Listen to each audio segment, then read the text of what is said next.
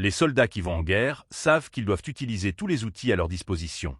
Esther s'est donc assurée d'apparaître sous son meilleur jour.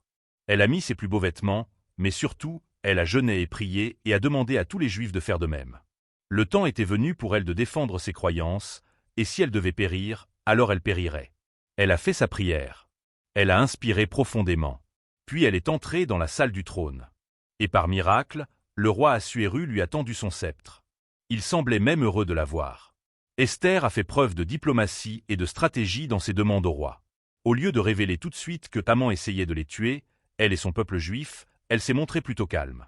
En parler ouvertement dans la salle du trône aurait donné l'avantage à Haman et à ses acolytes, qui auraient pu se regrouper, la discréditer et monter le roi contre elle.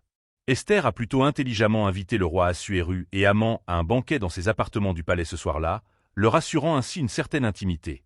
De plus, elle était plus à l'aise et se sentait davantage en contrôle sur son propre territoire.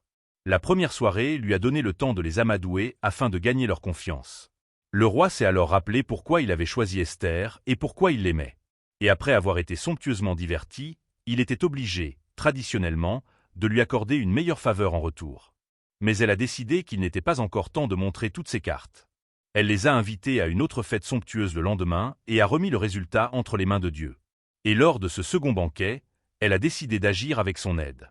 Et il a mis les bonnes paroles dans sa bouche, les mots dont elle avait besoin pour plaider pour sa vie et celle de son peuple. Lorsqu'elle a accusé son conseiller principal de tout avoir manigancé, le roi est sorti en coup de vent, furieux. Haman s'est alors rendu compte que sa propre vie était maintenant en danger. Complètement décontenancé, il s'est jeté sur le canapé d'Esther, la suppliant de demander au roi de l'épargner.